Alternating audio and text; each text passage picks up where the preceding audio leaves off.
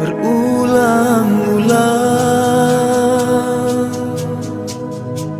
langkah kecundang, berkali-kali hitamnya hati,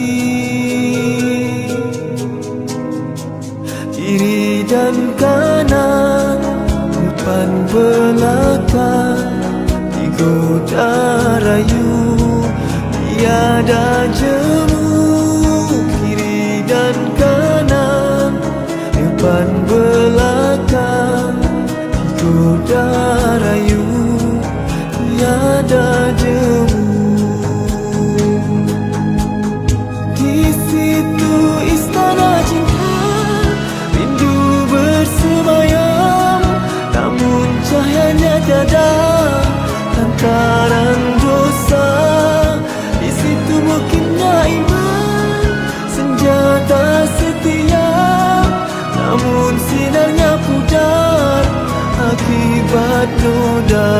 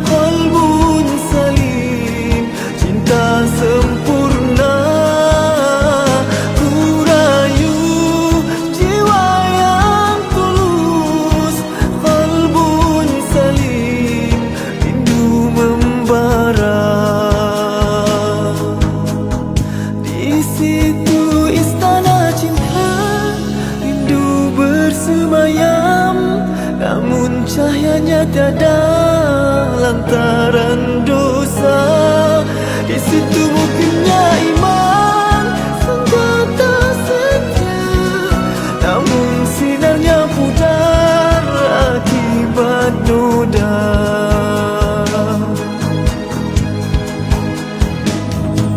Berulang-ulang langkah kecundang, berkali-kali hitamnya hati.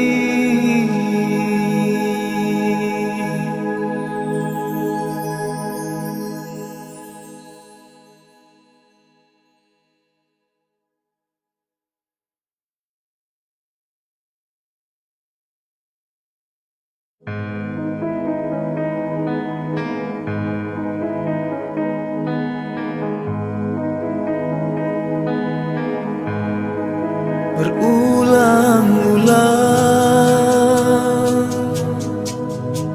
langkah kecundang, berkali-kali hitamnya hati, kiri dan kanan, depan belakang, digoda rayu, tiada jemu. Kiri dan kanan, depan belakang, digoda rayu, tiada jemu. Di situ istana cinta, rindu bersemayam, namun cahayanya tiada lantaran dosa. Di situ mungkinnya iman, senjata setia, namun sinarnya pudar akibat noda.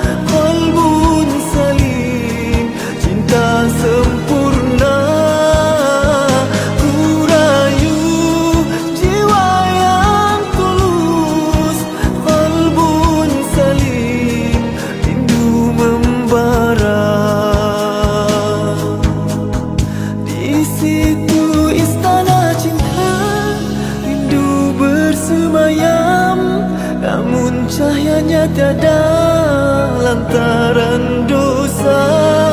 Di situ mungkinnya iman, senjata setia. Namun sinarnya pudar akibat noda.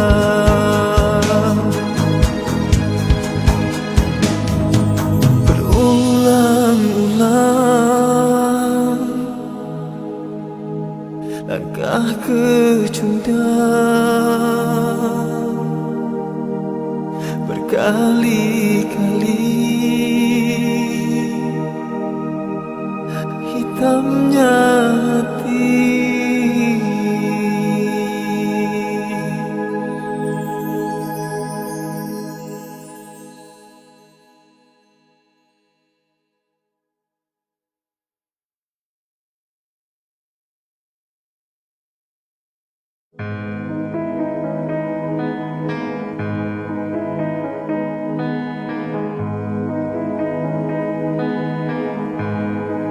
Berulang-ulang.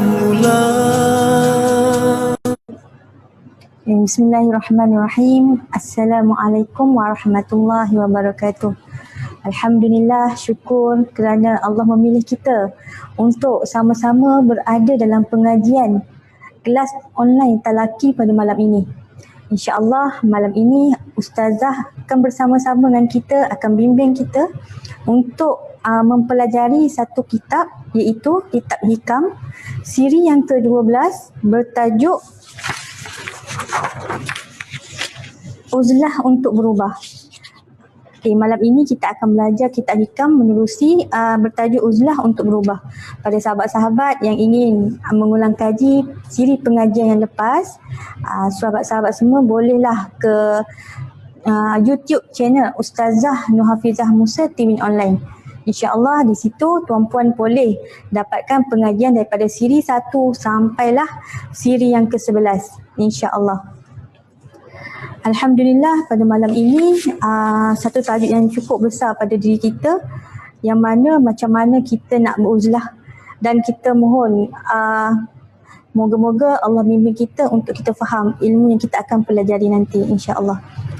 Okey, sebelum itu saya mohon bantuan tuan-puan semua untuk sama-sama kita sharekan pengajian kita pada malam ini. Okey, sementara kita tunggu sahabat-sahabat semua sharekan, boleh saya tahu suara saya clear ataupun lebih clear? Okey, mohon sahabat-sahabat komen di ruangan komen untuk pastikan suara jelas.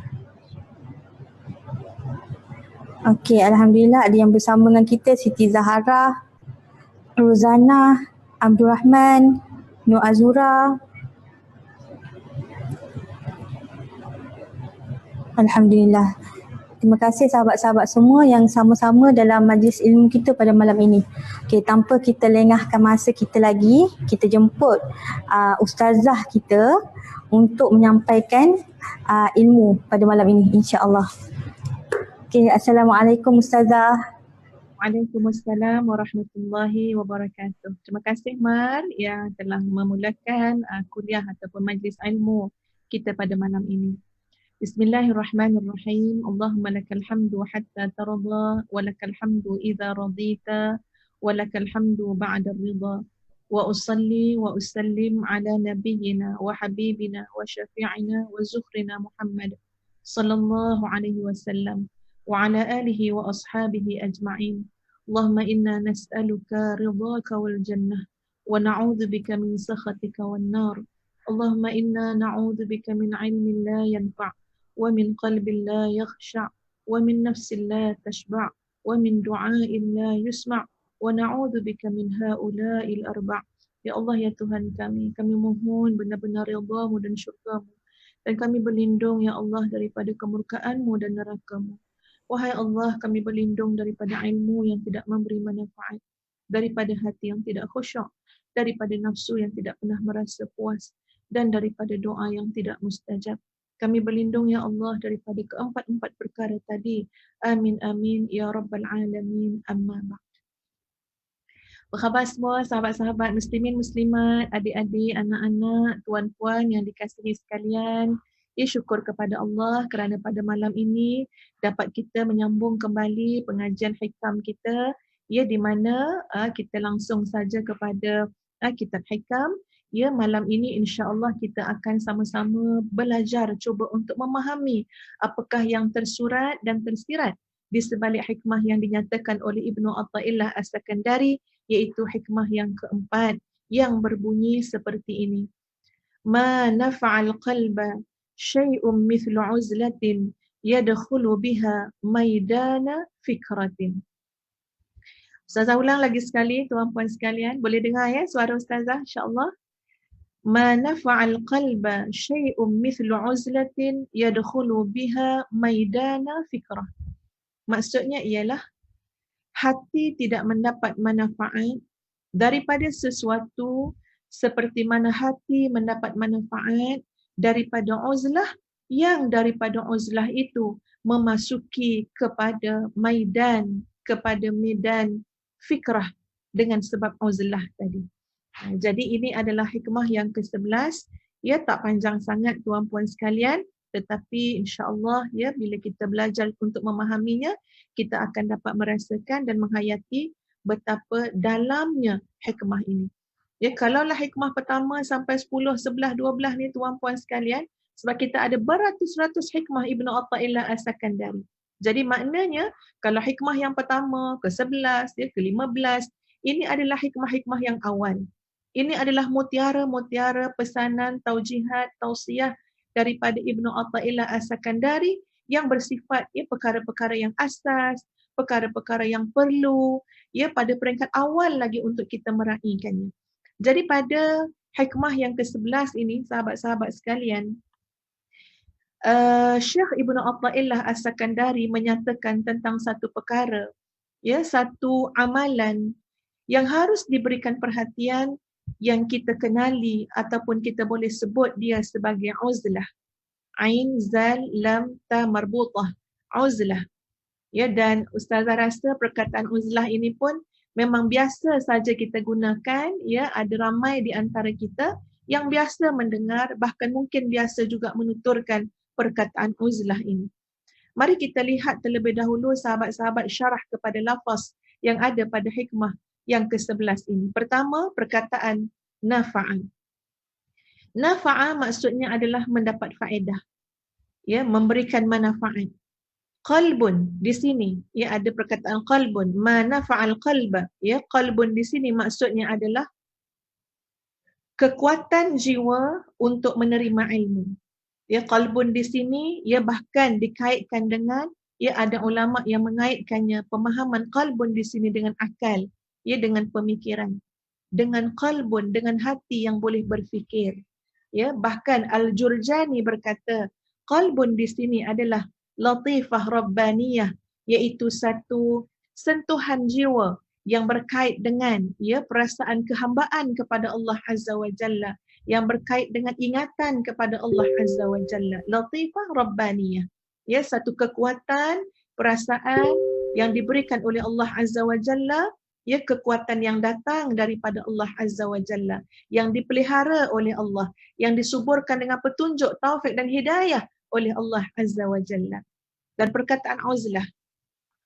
Uzlah ialah perjalanan hati kepada kudrat Allah atau bersendiriannya hati dengan Allah Azza wa Jalla. Ini makna uzlah. Iaitu hati itu mengambil satu ruang, satu kesempatan untuk menyendiri hanya di antara hati itu dengan Allah Azza wa Jalla.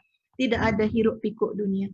Ya, sebab itu hikmah yang ke-11 ini, sahabat-sahabat semua, sangat berkait dengan hikmah yang ke-10 yang telah kita bincangkan sebelumnya. Ya, bagaimana pentingnya ketika mana seseorang nak keluar dalam masyarakat. Ia boleh jadi nanti glamour, popular, masyhur, diberi pangkat, diberi jawatan, diberi gelar, ya, diberikan puji-pujian, masya-Allah, tetapi ingat bahawa asasnya iltizam kepada 3 perkara yang penting. Apa dia? Yang pertama adalah al-ilmu, ya. Yang pertama maknanya sentiasa mengisi diri dengan ilmu. Ilmu di sini adalah ilmu yang memberi manfaat, ilmu yang mendekatkan diri kita dengan Allah. Jangan berhenti belajar, jangan berhenti belajar. Sahabat-sahabat, ya, sampai kita rasa nikmat sangat belajar. sampai kita rasa nikmat sangat. Ya, membaca buku, nikmat mendengar tausiah, nasihat, nikmatnya dapat mengetahui sesuatu yang kita tidak tahu, dapatnya mendalami sesuatu yang kita mungkin ragu. Masya Allah, nikmatnya, nikmat sangat. Ustazah bagi contoh ya tuan puan sekalian. Macam hari ni kan Ustazah sempat baca buku bertajuk, tajuk dia adalah Hatta Yughayyiru Ma Bi Anfusihim. Tajuk bukunya adalah Hatta Yughayyiru Ma Bi Anfusihim. Ya, Masya Allah, tajuk buku ni sangat hebat. Ya, Hatta Yughayyiru Ma Bi Anfusihim maksudnya adalah sehingga kamu boleh mengubah apa yang ada pada diri kalian. Hatta Yughayyiru Ma Bi Anfusihim. Masya Allah tuan puan sekalian, ya, buku yang dikarang oleh Syekh Amru Khalid, ya, terbitan daripada Darul Ma'rifah ini tuan puan sekalian, Allahu Akbar. Tak tahu nak gambarkan macam mana nikmatnya dia menyentuh hati kita. Ya, kita bersendirian dengan Allah Azza wa Jalla. Kita bawa buku contohnya ya untuk menjadi bahan bacaan kita, dan kita lihat sahabat-sahabat sekalian macam mana nikmatnya ilmu. Kita tak tahu jadi tahu, kita lupa diperingatkan, kita lalai disedarkan, dan Ustazah mengambil contoh ya daripada muka surat 161 buku Hatta Yughayyiru Ma Bi Anfusihim ya sebagai contoh. Subhanallah, ketika ya pada bab ini pengarang kitab bercakap tentang umur yang penuh barakah. Maknanya sahabat-sahabat sekalian, alangkah bagusnya kalau dalam kesempatan, ada kesempatan dalam sehari itu tuan puan sekalian untuk kita duduk menyendiri antara kita dengan Allah Azza wa Jalla. Menyendiri antara kita dengan Allah, kata Syekh Ibn Athaillah As-Sakandari tadi, uzlah yang membawa kita untuk tafakkur. Bukan uzlah yang kemudiannya kita tidur. Bukan uzlah kemudian kita berdengkur. Ada juga menyendiri-menyendiri tidur. Menyendiri-menyendiri ambil handphone, main WhatsApp dan sebagainya, media sosial. Tak. Tapi di sini yang disebut oleh Ibn Athaillah As-Sakandari, uzlah yang membawa kepada maidanun fikrah. Membawa kepada tafakkur, berfikir. Cuba kita lihat sahabat-sahabat sekalian. Mari kita renung dan kita fikir. Mungkin boleh jadi saat sekarang kalau kita fikirkan tak sama dengan kalau pagi nanti, pukul 4.30 pagi, pukul 5 pagi. Atau mungkin ada yang mengambil pertengahan malam. Dia ada yang bangun pukul 2 pagi. Kemudian dia mengingatkan kembali apa yang Ustazah sebut, memetik daripada kitab Hatta Yughayyiru Ma Bi Anfusihim.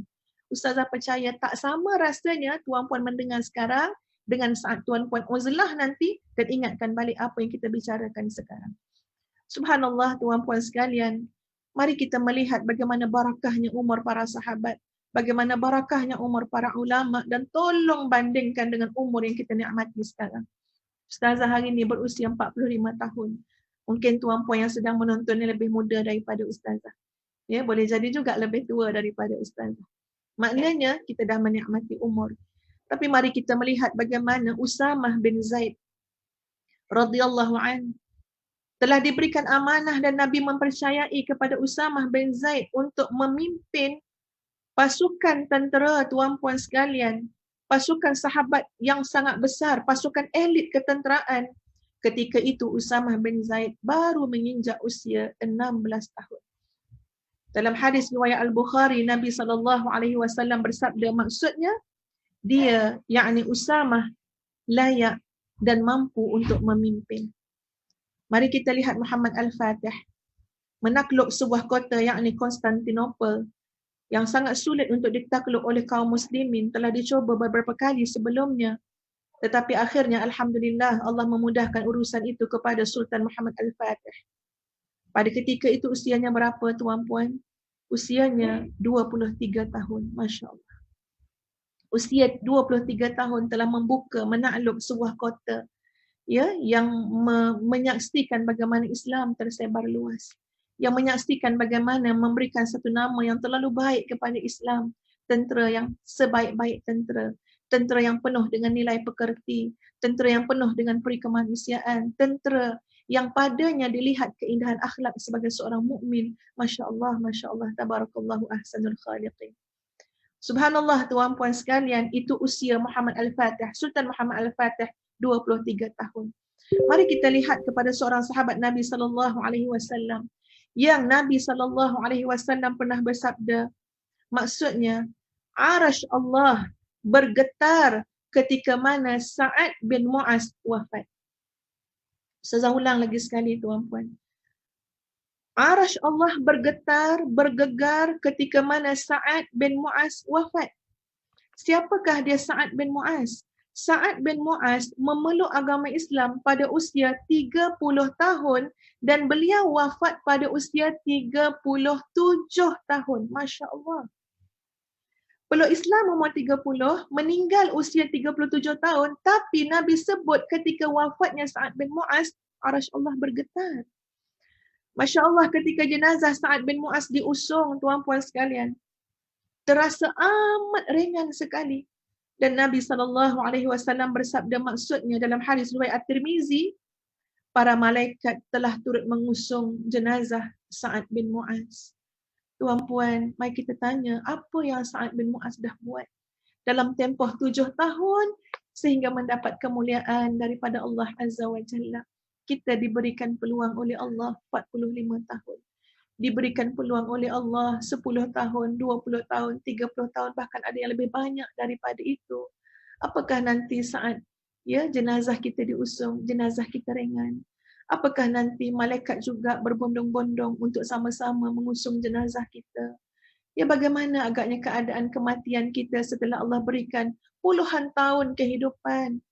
Inilah kepentingan uzlah, tuan-puan sekalian. Uzlah yang membawa kita untuk berfikir, tafakur. Ya Tuhan, apa yang aku sediakan untuk bekalan matiku, ya Allah.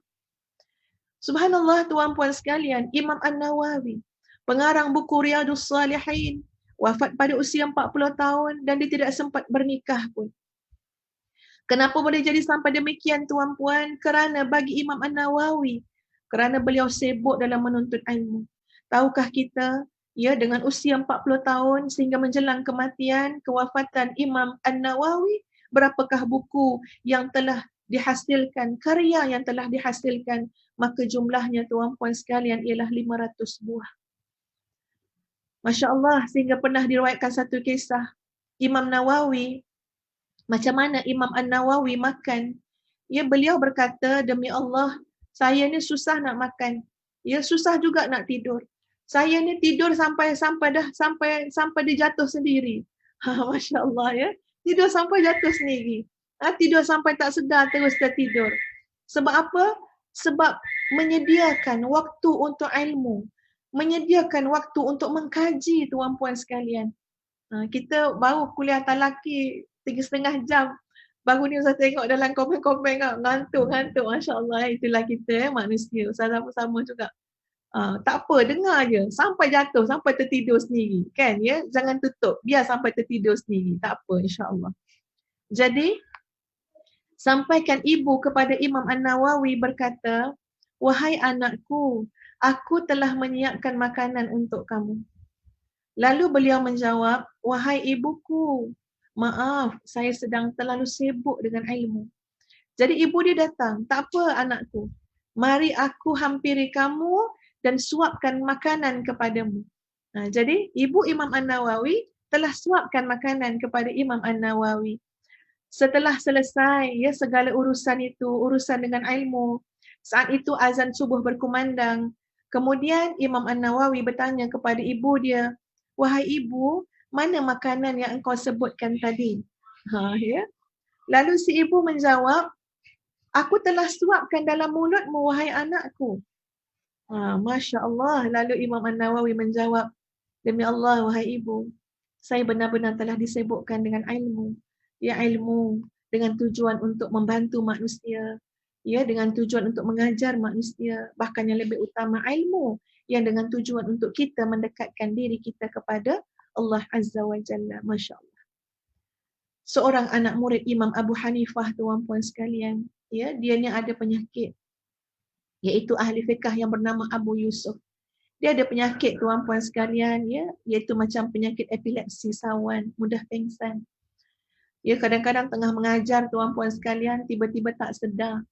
Kemudian bila sedar kembali, beliau berkata, bila sedar, nampak anak murid keliling kelala, lalu beliau berkata, mari kita berdiskusi suatu masalah.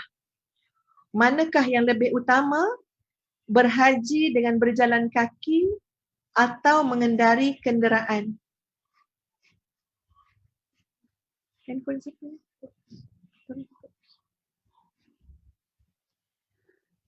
Jadi bila sedar saja daripada pengsan tadi tuan-puan sekalian, lalu dia kata apa? Mana yang lebih utama, berhaji dengan berjalan kaki atau mengendari kenderaan? Murid dia jawab, wahai imam, sekarang bukan waktunya untuk berdiskusi. Kamu baru saja sedar. Lalu beliau menjawab dengan memandang anak murid dengan pandangan yang agak tajam tuan-puan. Apa dia kata?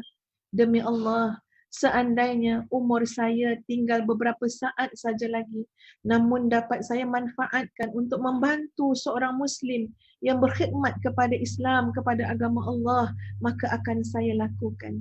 Allahu Akbar. Bagaimana banyaknya kita menyia-nyiakan waktu tuan-puan sekalian. Kalau kita tidak berikan masa dalam sehari untuk kita uzlah, duduk sekejap, menyendiri, renung diri kita tuan-puan, kita boleh jadi akan terus-terusan ya menjadi orang yang lalai.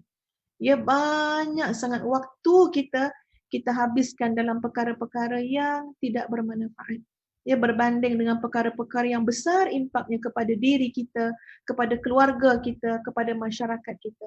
Bahkan kadang-kadang dalam kesibukan kita dengan segala macam urusan, doa kita juga sekejap. Doa kita juga tidak datang daripada hati yang benar-benar mengharap dan yakin kepada Allah. Ya, Ustazah baru saja dalam satu usrah dengan beberapa orang sahabat. Di mana disebut dalam usrah tu tuan-puan sekalian, ya. Beliau kata, sahabat yang saya maksudkan ni, ya, beliau kata, Alhamdulillah, Alhamdulillah, syukur pada Allah, la hawla wa la quwata illa billah. Ya, bila Allah dapat membantu dia untuk istiqamah, dia telah berbulan-bulan istiqamah membaca Al-Quran tidak kurang daripada 1 juzuk sehari seawal sebelum memulakan sebarang kerja yang lain. Maknanya awal-awal lepas subuh lagi. Makna kata sebelum pukul 8 pagi tu Alhamdulillah 1 juzuk tu sudah beres. Alhamdulillah. Nanti diikuti dengan lepas zuhur, asar, maghrib. Yang tu lain. Itu baca Quran tak masuk dalam 1 juzuk tadi. Itu lain pula ekstra baca Quran. Tapi dia kata apa dia? Alhamdulillah sebelum pukul 8 pagi. Alhamdulillah 1 juzuk telah selesai. Dan apa dia kata? Dia nak tebus balik masa-masa yang telah dia lalaikan pada perkara yang lain. Nak tebus balik. Ya, rasa macam ya Allah, aku nak sucikan balik masa aku. Aku nak bersihkan balik masa aku. Maka digantikan, ya, seolah-olah menebus masa tadi. Ya, seolah-olah nak membersihkan, menyucikan masa tadi yang penuh dengan kelalaian mungkin. Ya, dengan cara apa? Memperbanyakkan, membaca kalam Allah. Ya, biarlah walau sampai 1 jam pun tak apa. InsyaAllah Allah akan datangkan barakah masa. Ya, banyak benda yang kita akan sempat buat. Tengoklah bagaimana para sahabat dengan para ulama menunjukkan bagaimana hebatnya mereka dalam kehidupan dan barakahnya usia dan masa mereka. Subhanallah tuan-puan sekalian, seorang hafiz dan ahli hadis yang terkenal bernama Ibnu Rajab. Apa kata dia? Saya telah menulis dengan kedua jari ini lebih daripada 2000 jilid hadis tuan-puan sekalian. Masya Allah, dengan 2 jari ini 2000 jilid. Ya, setelah dihitung ternyata Ibnu Rajab setiap hari alhamdulillah dapat menghasilkan 9 buku berkait dengan hadis Nabi sallallahu alaihi wasallam. Masya Allah, jenis apakah orang-orang yang seperti ini tuan-puan sekalian? Bandingkanlah kita dengan macam-macam gejala yang ada. Ya, ada yang terkena sindrom nomofobia, dia tak boleh hidup tanpa handphone. Walaupun sekejap dah rasa ralat dah, ya, dah rasa tak best dah. Masya Allah, ya. Kita memberi masa tanpa sedar. Walaupun sejam, 2 jam dalam kesia-siaan. Dan semua tu, ya, Ustazah juga tidak terkecuali tuan-puan sekalian. Maka boleh bayangkan bagaimana hebatnya kesan uzlah bersendirian untuk melihat ke dalam diri kita, membandingkan kita dengan orang yang lebih hebat daripada kita dalam urusan amalan-amalan, bekalan-bekalan akhirat, manfaat-manfaat yang diberikan kepada ummah, ya insya-Allah itu adalah perkara yang sangat besar, ya, yang sepatutnya kita sama-sama memberikan masa dan kesempatan untuk uzlah seperti mana yang disarankan oleh Ibnu Athaillah As-Sakandari. Jadi mari kita lihat ya tuan-puan sekalian, apa dia kata-kata ya maksud daripada hikmah ini yang dihuraikan pula oleh Dr. Said Ramadan Al-Buti. Ya, apa kata beliau?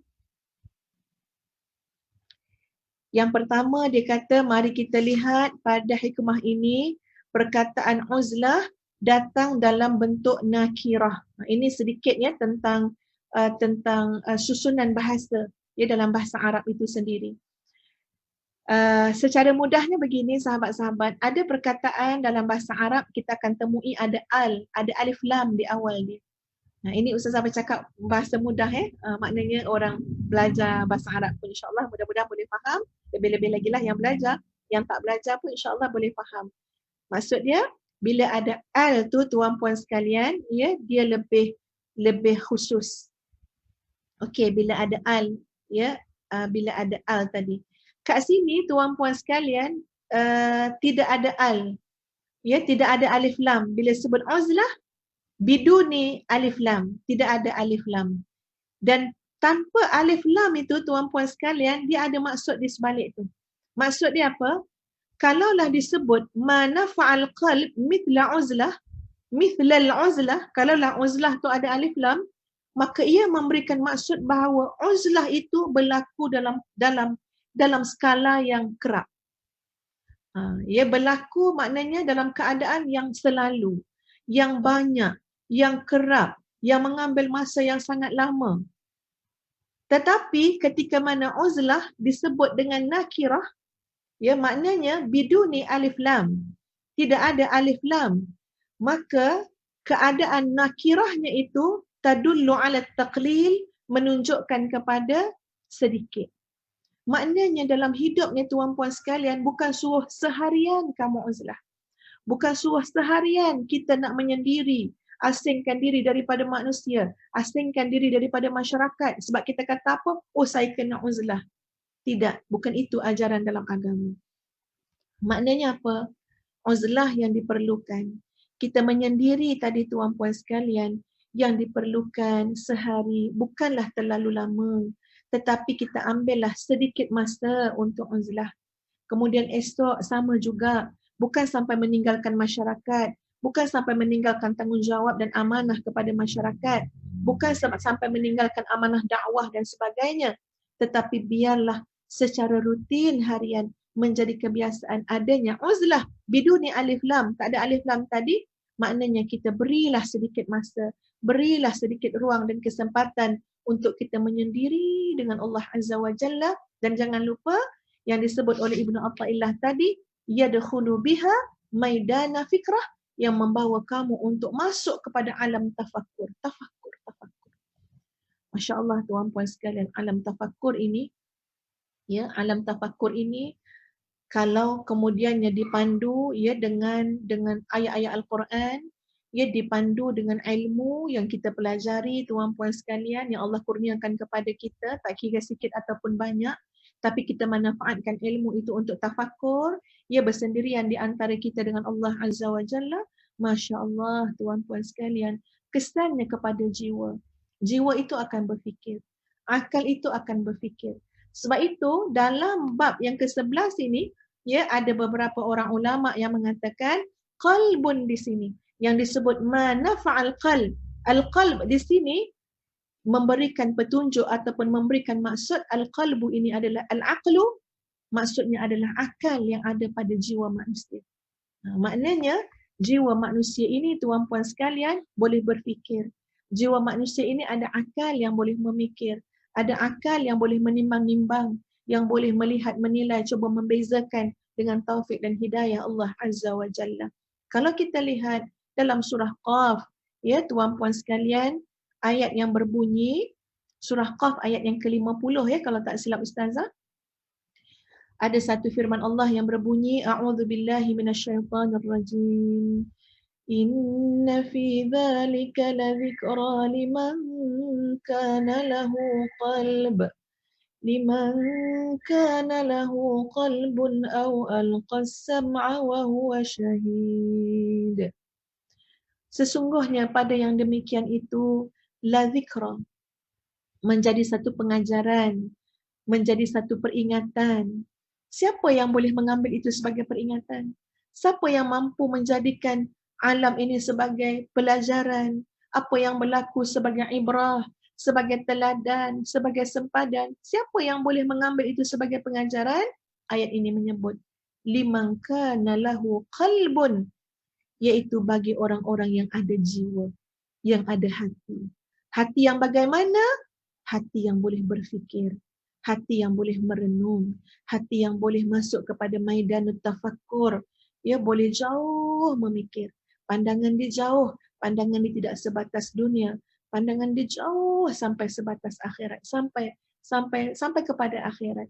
Ya, aw alqas sam'a wa huwa syahid, ataupun orang yang ada pendengaran dan dia menyaksikan.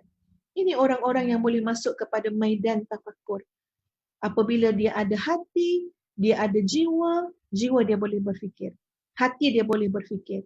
Hati dia boleh menimbang-nimbang. Hati dia boleh menilai. Dia ada telinga boleh mendengar. Dan dia ada pandangan boleh menyaksikan. Boleh melihat kebenaran. Boleh mengambil pengajaran. Maka inilah orang yang insya-Allah akan berubah menjadi yang lebih baik. Ya, tajuk kita hari ini adalah uzlah untuk berubah. Kita nak jadi yang lebih baik.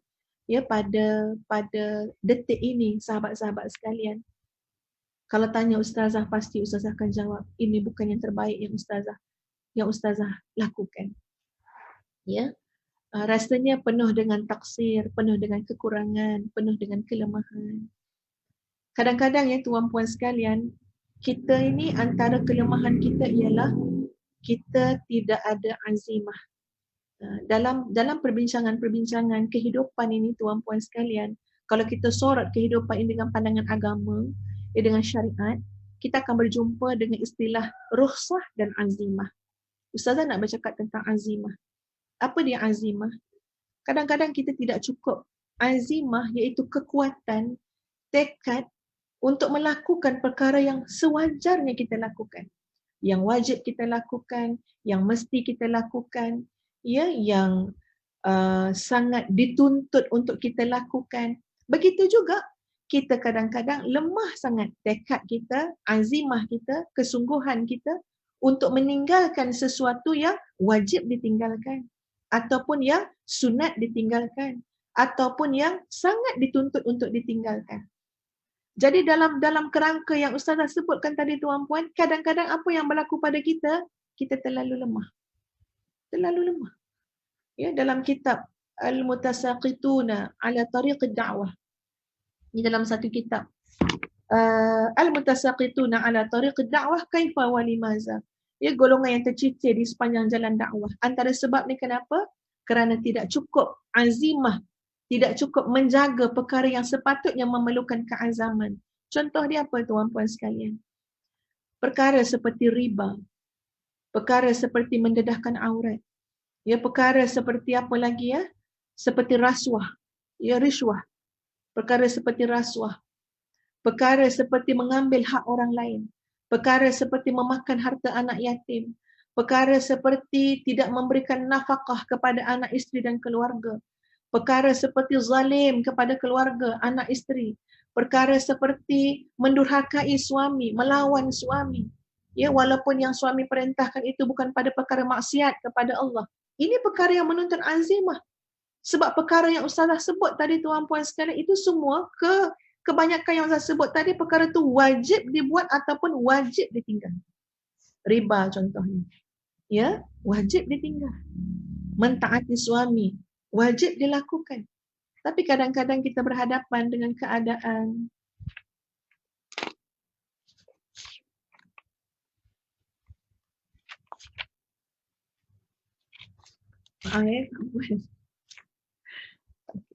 Bismillah.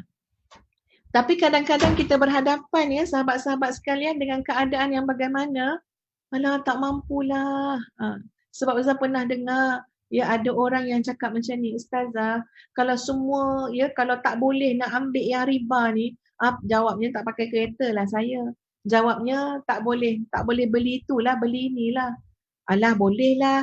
Mungkin ada kot pandangan membolehkan. Mulalah kita. Ya, carilah mana-mana pandangan membolehkan. Tengok tuan-puan sekalian. bila dalam bab rasuah, ya, yang boleh berlaku kepada siapa saja tuan-puan sekalian. Allahu Akbar, ya Allah, tolonglah kami ya Allah, lindungilah kami ya Allah. Sebab kadang-kadang Allah uji tuan-puan sekalian. Bendanya jelas adalah rasuah, tapi kemudian untuk kita cuba, ya, tak ada kemampuan nak mengelak daripada rasuah, kita ubah nama tu kepada hadiah. Walaupun tetap, ya, hakikat dia tetap rasuah, walaupun kita cuba ubah nama kepada hadiah. Dan kemudian kita ambil, alah ni hadiah kita kata. Walaupun ciri-ciri adalah ciri-ciri rasuah, tengok tuan-puan, kadang-kadang diuji kita ini, ya, kita tidak ada azimah untuk meninggalkan perkara yang wajib kita tinggalkan. Begitu juga azimah kita, ya, kekuatan kita untuk melakukan perkara yang wajib dilakukan, dituntut untuk dilakukan, ya, dituntut untuk disempurnakan dengan sebaik-baiknya ketika mana melakukan. Tiba-tiba didapati kita, termasuk ustazah tuan-puan sekalian, macam lemah sangat semangat. Lemah semangat, ya, lemah kudrat, lemah. Ya, bila nak solat malam, lemah.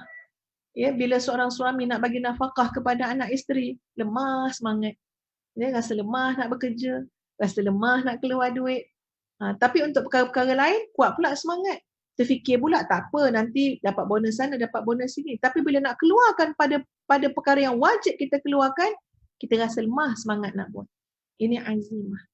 Ya, dan perkara ini sahabat-sahabat sekalian, kita kena, ya, memberikan masa uzlah tadi, sebab semua itu insya-Allah kita akan dapat bertemu dengan titik-titik kelemahan itu ketika mana kita renung dalam uzlah kita. Dalam satu kitab, ya, sahabat-sahabat sekalian, iaitu kitab yang bertajuk Jaddid Salataka, perbaharuilah solat kamu. Ya, dalam kitab itu ada dijelaskan tentang manfaat daripada tafakkur dan juga perkara-perkara, ya, inti kepada tafakkur. Mungkin kita tertanya-tanya, nak fikir apa? Kan nak fikir apa? Ya, bangun malam-malam pukul 4 pagi nak fikir apa kan, ya. Jadi dalam kitab Jaddid Salataka, ya, ada disebut kurang lebih, ya, sahabat-sahabat sekalian, 5 perkara disebut. Doakan ustazah ingat kelima-limanya, ya. Wallahualam. Yang pertama tuan-puan sekalian, tafakkur pada kejadian alam. Yang pertama adalah tafakkur pada kejadian alam. Ini masya-Allah tafakkur. Ya, kita uzlah bersendirian dengan Allah, kita tafakkur. Allah menguji dunia hari ini dengan apa? Dengan pandemik COVID-19.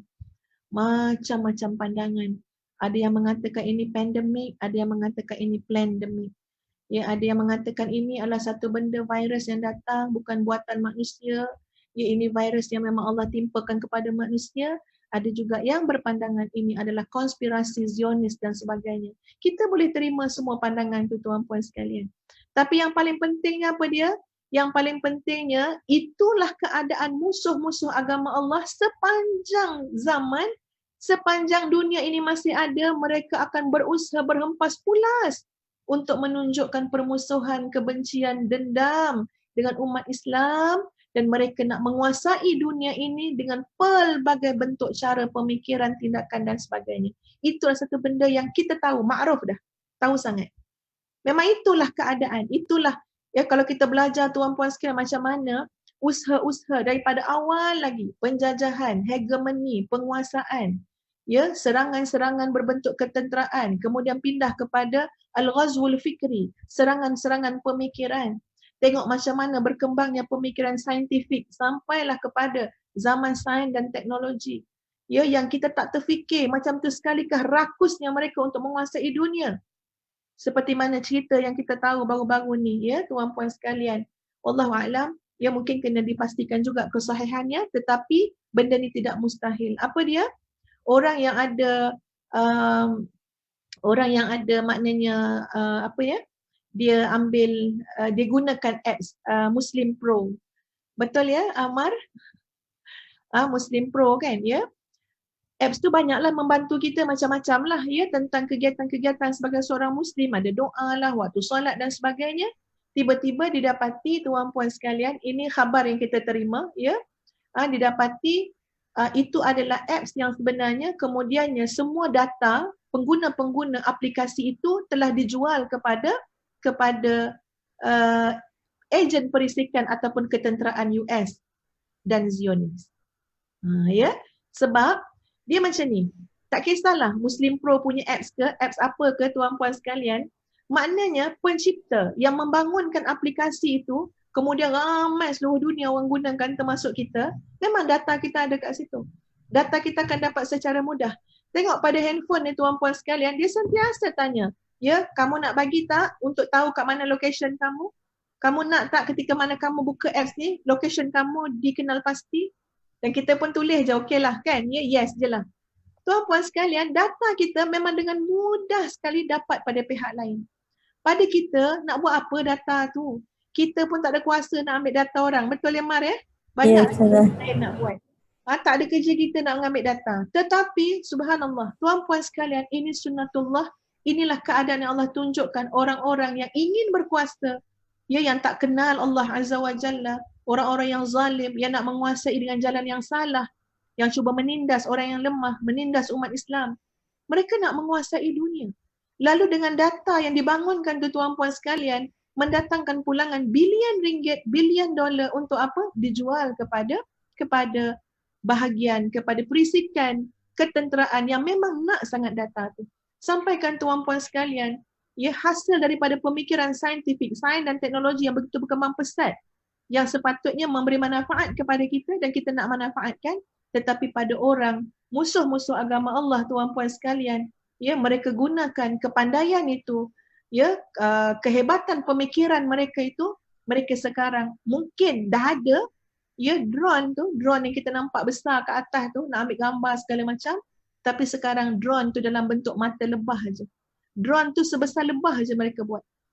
Walaupun drone tu kecil tuan-puan sekalian, ya, tetapi maknanya bila kecil, maknanya sistem pertahanan mana-mana negara mungkin susah nak detect, ya, bahawa drone tu dihantar.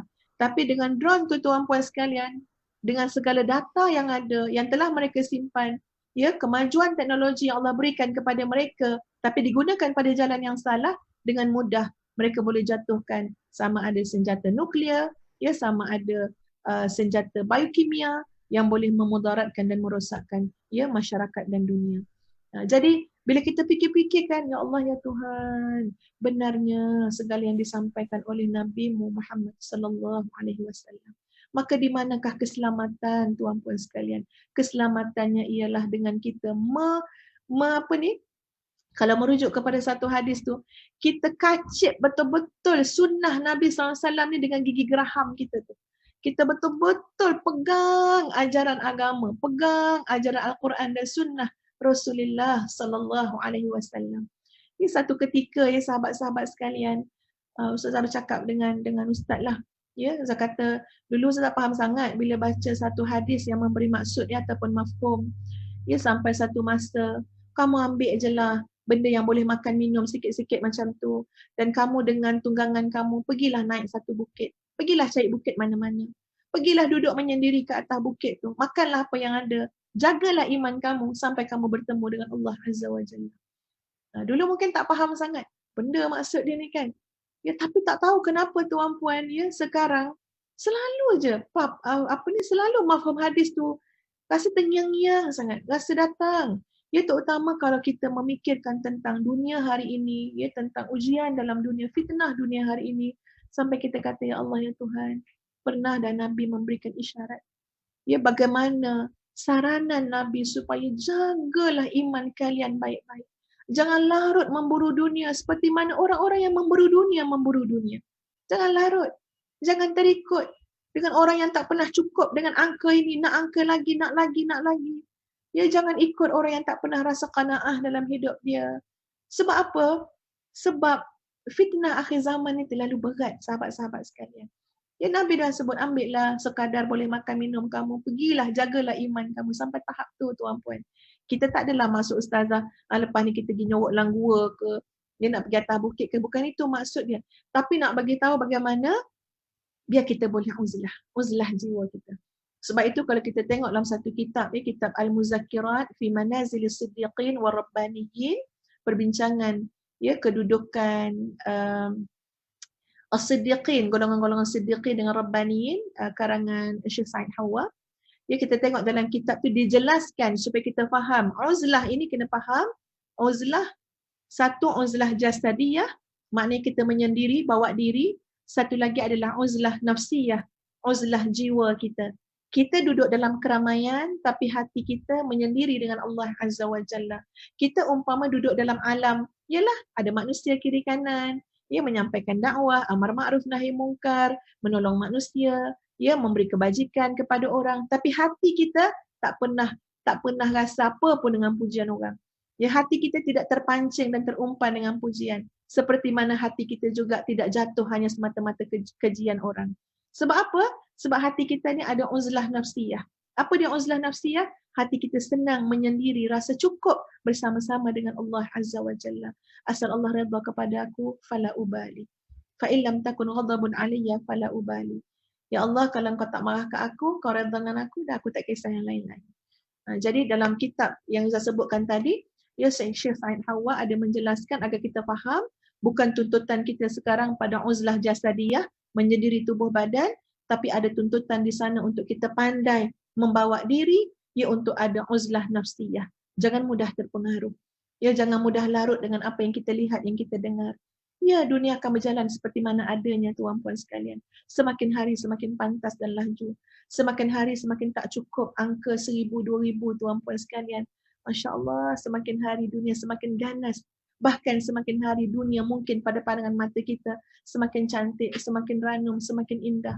Tapi ingatlah pada pesanan Nabi SAW. Ingatlah pada kalamullah. Ingatlah pada taujihat-taujihat, hikam-hikam yang telah disampaikan oleh para ulama, ahli-ahli tasawuf khususnya. Untuk apa? Renungkan diri kamu. Ya, tadi kembali pada yang pertama, tadi apa dia?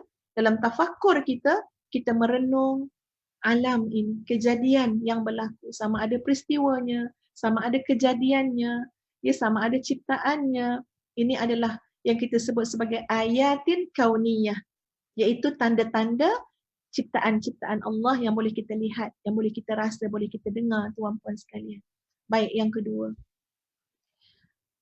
Allahumma salli ala sayyidina Muhammad. Yang kedua adalah tafakur pada ayatin Quraniyah. Pada ayat-ayat Quran.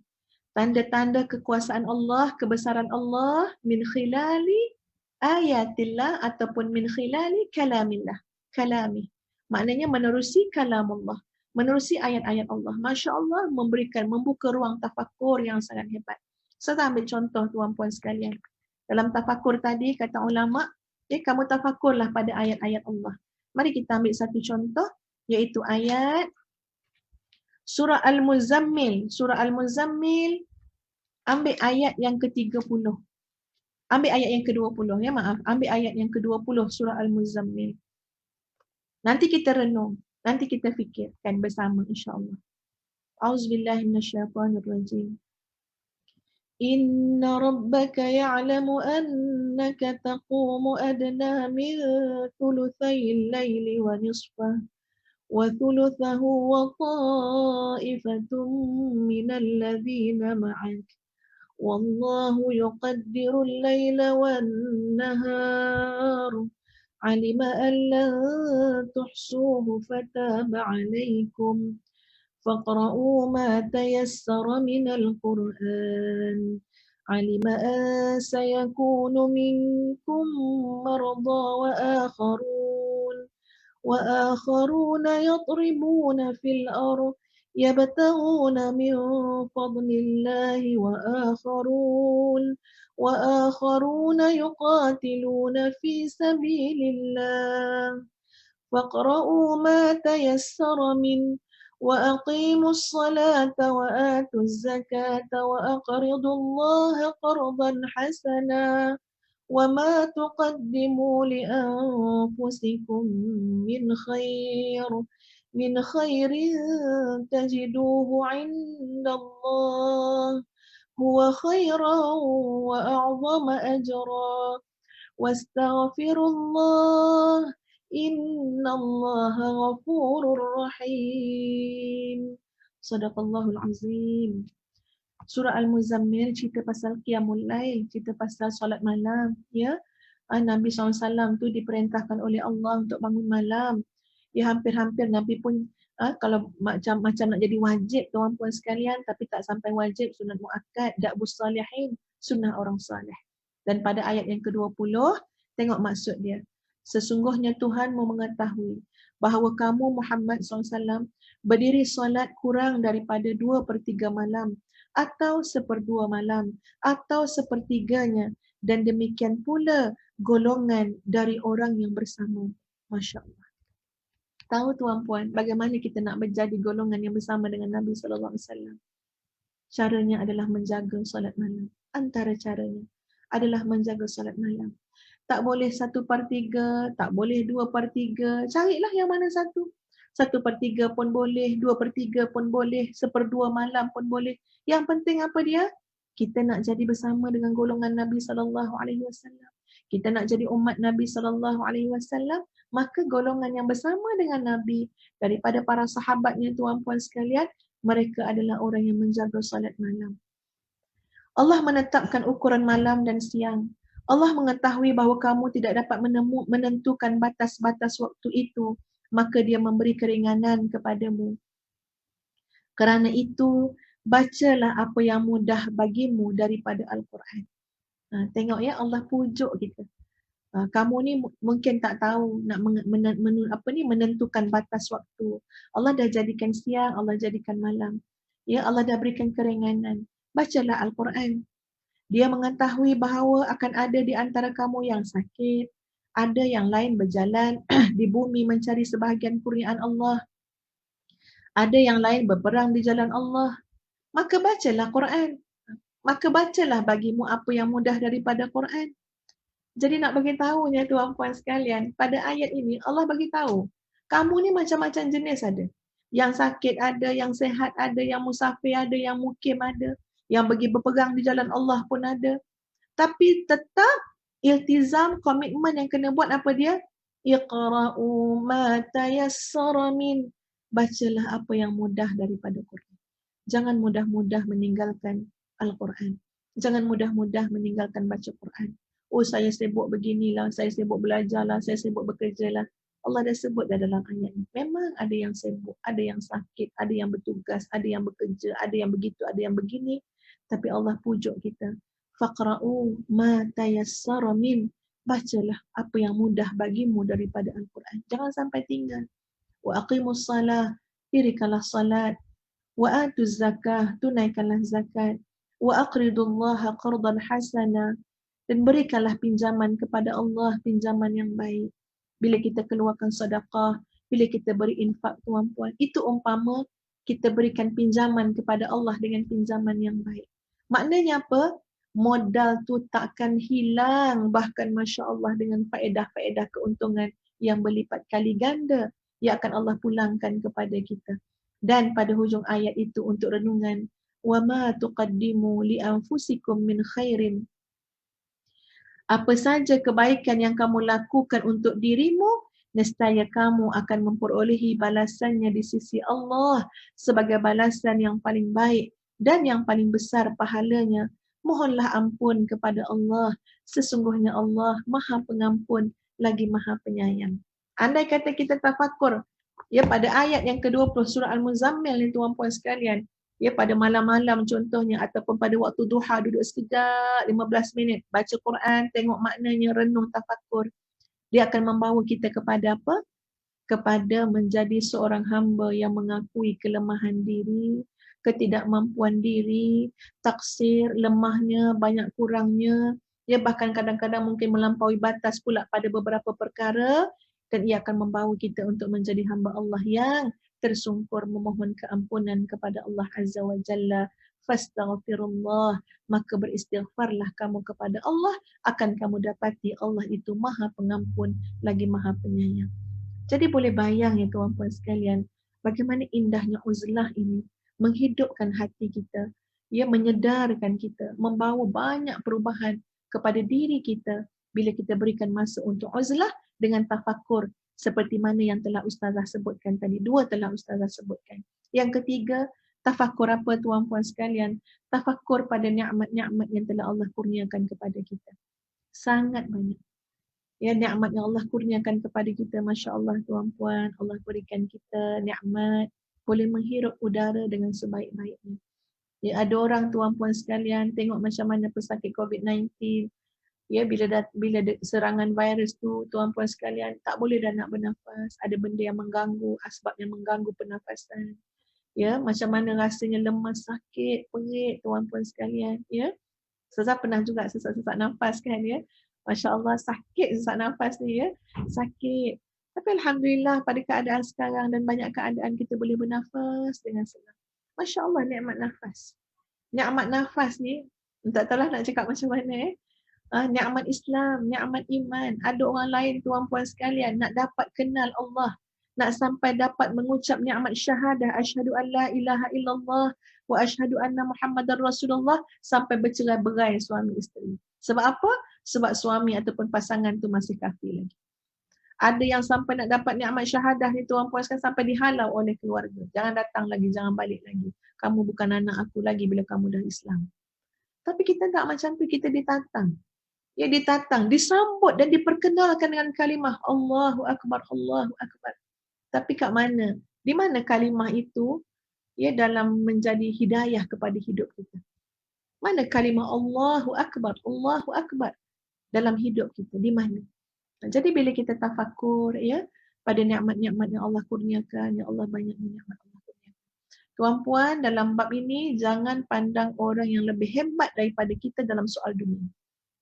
Ya, jangan itu Nabi yang sarankan. Dalam hal keduniaan, ya kebendaan dan sebagainya, jawatan, pangkat, pengaruh, kuasa sebagainya lah, jangan lihat orang yang lebih tinggi. Sebab kalau kita lihat pada orang yang lebih tinggi, nanti apa yang kita akan rasa itu tak cukup, ini tak kena, hati kita sakit, datang cemburu, datang dengki, datang macam-macam tuan-puan sekalian, datang suuzan dengan Allah, beruksangka dengan Allah. Tapi bila dalam hal itu kita pandang orang di bawah itu, ya Allah ya Tuhan, ya orang yang duduk dalam rumah yang sangat kecil tapi masih boleh tersenyum gembira menerima tetamu. Tapi ada orang tuan-puan rumahnya besar tapi menerima tetamu kelat wajah dia. Ya, seolah-olah tak tahu, Masya Allah itu yang berlaku. Yang rumah kecil pula yang apa? Yang lapangnya hati dia, seolah-olah rumah tu dilapangkan untuk menerima tetamu. Tapi orang yang rumahnya lapang, hatinya sempit, lalu macam tidak ada tempat untuk tetamu dalam rumah dia. Ini boleh berlaku pada sesiapa sahaja. Ya, sebab itu bila kita tengok orang yang lebih susah tuan-puan sekalian, ya orang fakir, ya orang yang sakit dan sebagainya, Masya Allah, itu dapat menghidupkan hati kita. Tapi dalam bab ya nikmat-nikmat akhirat, bekalan, amal soleh dan sebagainya, kita kena tengok orang yang lebih tinggi daripada kita. Kita tengok pada amalan soleh dan ibadah dia dan kita rasa ribetah, rasa cemburu, nak ikut macam tu. Ya, nak buat macam tu, nak teladani perkara-perkara tu. So itu adalah ya antara saranan Nabi SAW. Hitunglah nikmat. Walaupun kita memang takkan dapat hitung ya, wa in ta'udu ni'matallahi la tuhsuha. Kamu nak cuba hitung nikmat Allah takkan dapat. Tapi duduklah untuk merenung. Fa bi ayyi ala'i rabbikuma tukadziban. Fa bi ayyi ala'i rabbikuma tukadziban. Sebenarnya kalau hitung kat situ ya tuan-puan, kita boleh menangis kat situ. Ya, duduk seorang-seorang fikir, ya Allah ya Tuhan, apakah aku sudah berhasil mendidik diriku menjadi orang yang bersyukur? Apakah aku sudah berhasil, ya Allah, mendidik anak-anakku menjadi orang yang bersyukur? Ya Allah, andai kata aku mati sekali dua lagi, ya Allah, bagaimana keadaan anak-anak zuriat keturunanku? Apakah mereka menjadi orang yang bersyukur ataupun tidak? Apakah dengan harta yang aku tinggalkan, dengan sedikit sebanyak yang ada, tiba-tiba keluargaku, anak-anakku, tiba-tiba berpecah belah, tiba-tiba bergaduh, tidak dapat ada kesatuan lagi. Allahu Akbar, takut tuan. Tapi bila kita fikir pada uzlah kita, kita cepat dapat buat tindakan. Apa tindakan dia? Pertama, doa kepada Allah. Isti'anah billah. Ya, berdoa kepada Allah, ya Allah bantu aku, ya Allah. Ya, wahai yang maha membolak-balikkan hati, maha menjinakkan hati, satukan hati anak-anakku, satukan hati adik-beradikku, ya Allah. Jangan kerana harta bercerai-berai. Kemudian berikan tazkirah, berikan peringatan, berikan contoh teladan yang baik. Jadi akan ada tindakan hasil daripada uzlah yang kita bertafakur di dalamnya. Yang keempat, sahabat-sahabat sekalian ya, kita dah sampai pukul 10 kan ya. Yang keempat, sahabat-sahabat semua adalah memikirkan dosa-dosa yang pernah kita lakukan, tafakur. Ya, banyaknya dosa.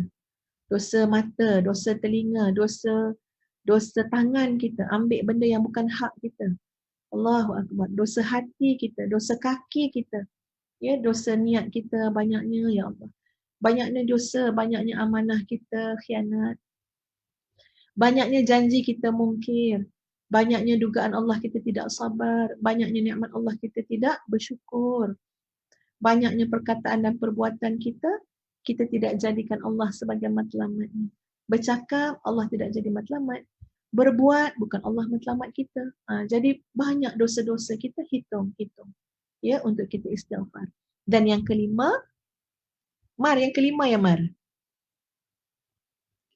Ya betul Ustazah, yang kelima. Yang kelima iaitu tafakur kepada perkara-perkara yang menjadi tanggungjawab kita.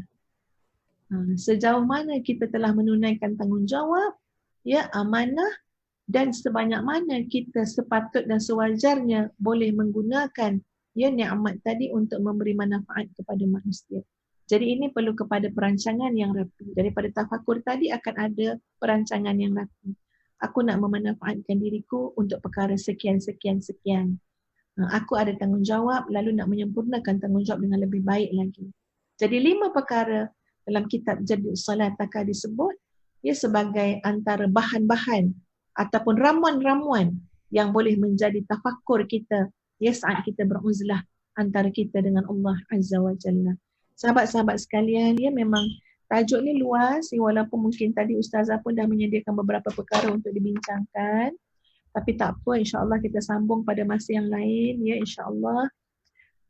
Insya-Allah pada hari Jumaat malam kita ada tadabbur surah Al-Mulk siri yang terakhir insya-Allah. Nanti Ustazah akan bawalah beberapa perbincangan tu dalam kuliah yang akan datang, ya mungkin pada hari Jumaat ni juga. Jadi mohon maaf sangat sahabat-sahabat sekalian, ya.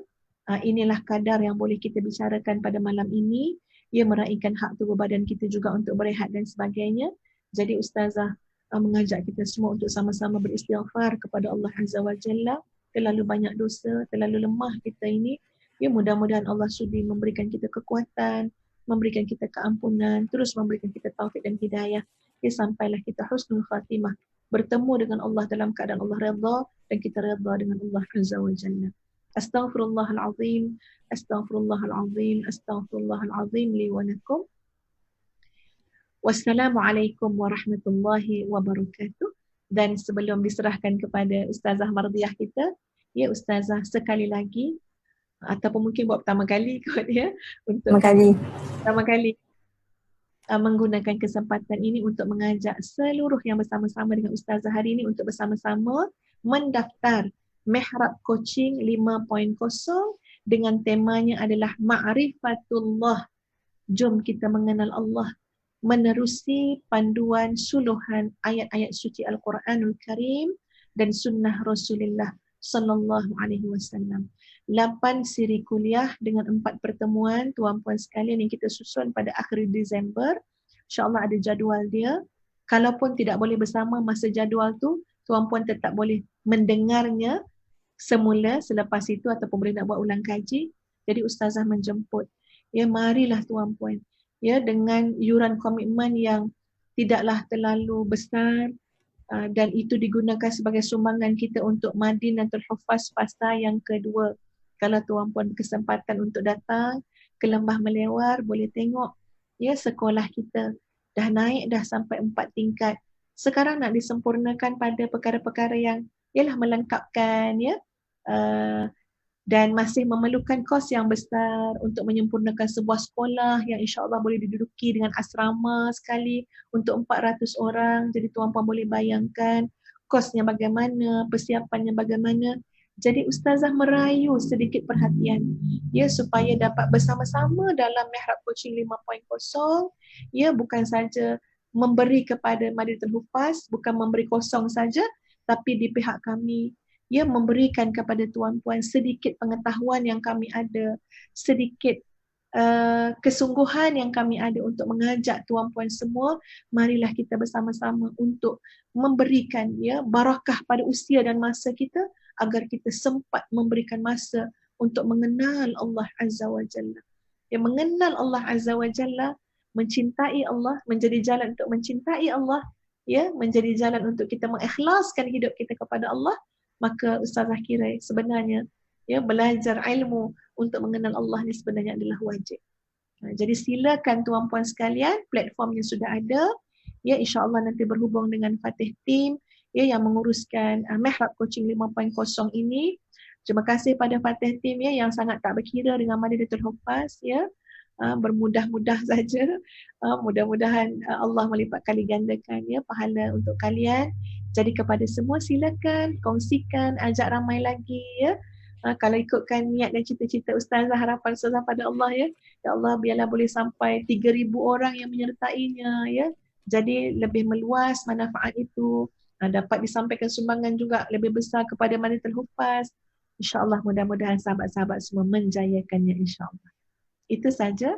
Maafkan Ustazah. Assalamualaikum warahmatullahi wabarakatuh. Kembali kepada Ustazah Mardiah Mustafa. Waalaikumsalam warahmatullahi wabarakatuh. Alhamdulillah pada malam ini banyak ilmu yang kita dapat dalam pengajian talaki siri yang ke-12. Tajuk kali ini adalah beruzlah. Maksud di sini adalah kita gunakan ruang, masa, hati, jiwa kita nak gunakan masa untuk beruzlah dengan Allah.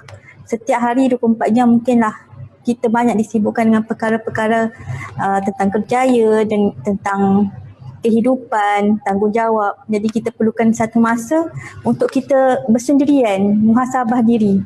Dan ada 5 perkara yang Ustazah kongsikan kepada kita, ramuan untuk kita saat kita tafakur dengan Allah. Dan bila kita ulang kaji balik pengajian kita yang lepas, Hikam siri 11 yang bertajuk kebumikan kewujudanmu. Salah satu cara untuk kita kebumikan kewujudan kita, maksudnya untuk base foundation yang kukuh adalah dengan ilmu. Dan Mihrab Coaching 5.0 tajuk Ma'rifatullah adalah satu ilmu yang sangat eksklusif, sangat yang penting bagi kita, untuk kita guna, kita aplikasikan, kita berguru dengan guru yang betul supaya pembuka tahun 2021 adalah satu tahun yang baru untuk kita agar kita lebih takwa, lebih dekat dengan Allah, insya-Allah.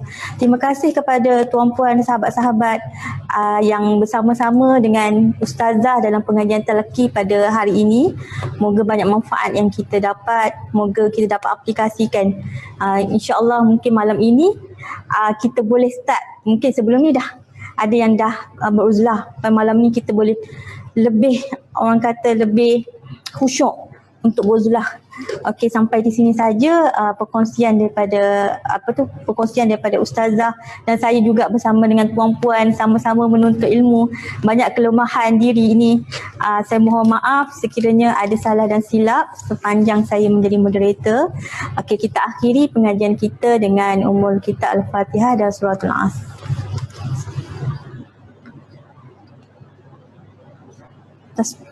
Suratul Asr.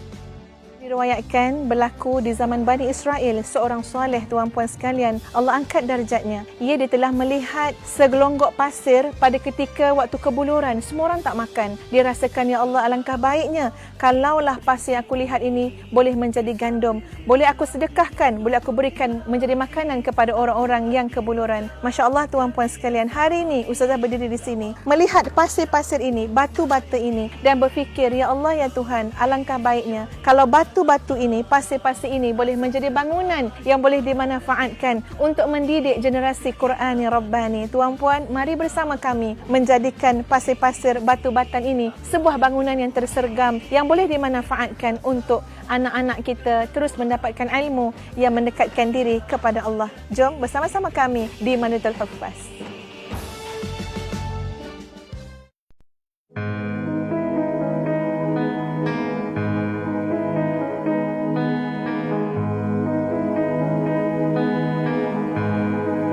Berulang-ulang langkah kecundang berkali-kali, hitamnya hati, kiri dan kanan, depan belakang, digoda rayu, tiada jemu. Kiri dan kanan, depan belakang, digoda rayu, tiada jemu. Di situ istana cinta, rindu bersemayam, namun cahayanya tiada lantaran dosa. Di situ mukimnya iman, senjata setia, namun sinarnya pudar akibat noda.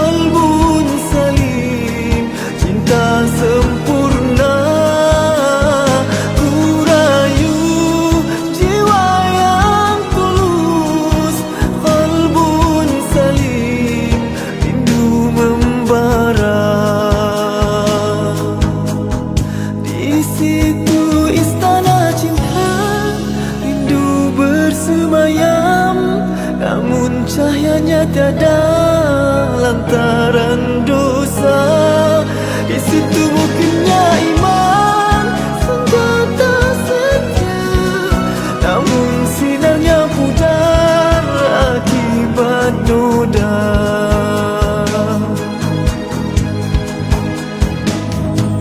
Berulang-ulang